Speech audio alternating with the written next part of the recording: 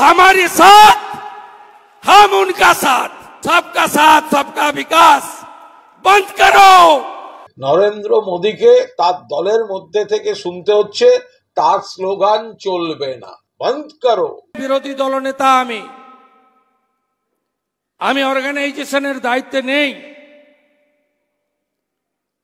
আমি লোকসভা নির্বাচনের আগে বলুন পরে বলুন, কখনো সংবাদ মাধ্যমের সামনে একটা এমন শব্দ বাক্য প্রয়োগ করি না যাতে ভারতীয় জনতা পার্টির বুথের কর্মীটি, আমাদের ভোটারটি হতাশ হয়।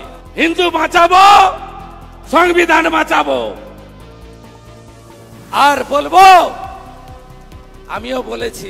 আমিও বলেছি রাষ্ট্রবাদী মুসলিম, আপনারাও বলেছেন সবকা সাথ সবকা বিকাশ।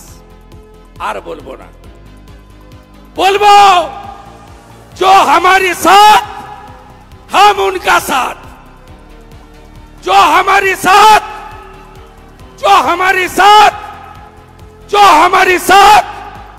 हम उनका साथ, सबका साथ सबका विकास बंद करो। नो नीड संख्यालघु मोर्चा। ভালো থাকুন।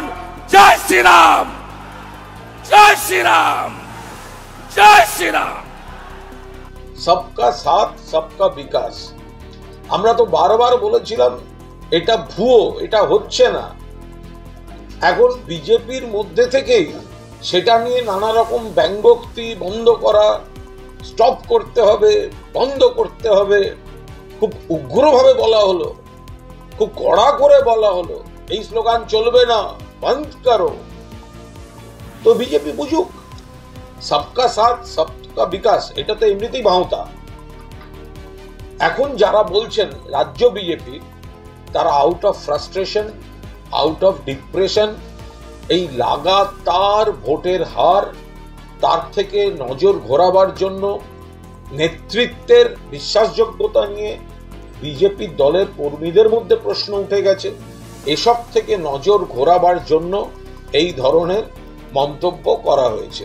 নরেন্দ্র মোদীকে তার দলের মধ্যে থেকে শুনতে হচ্ছে তার স্লোগান চলবে না। যেখানে প্রধানমন্ত্রীর স্লোগানের বিরোধিতা করা হয়, সেটা তো নিশ্চয়ই তাদের দলের অভ্যন্তরীণ শৃঙ্খলার ব্যাপার। আমরা ওখান থেকে কিছু সূত্রে শুনলাম যে এই যে কথাটা, যে প্রধানমন্ত্রীর স্লোগানের বিরোধিতা করা হয়েছে, এটা নাকি সমালোচিত হয়েছে এবং কনসার্ন ব্যক্তিকে বলা হয়েছে ব্যাখ্যা দিতে, সেন্সর করে ব্যাখ্যা দিতে বলা হয়েছে এবং বলা হয়েছে দ্বিতীয়বার এই কথা উচ্চারণ করবেন না। যিনি বলেছেন বলে বকুনি খেয়েছেন, যিনি বলেছেন বলে একটু বকুনি খেয়েছেন, তাকে বলা হয়েছে আবার যাও সংবাদ মাধ্যমের সামনে বলো, ওভাবে বলতে চাইনি। কিন্তু যেটা বলা হয়ে গেছে সেটা তো আর মোছা যাবে না।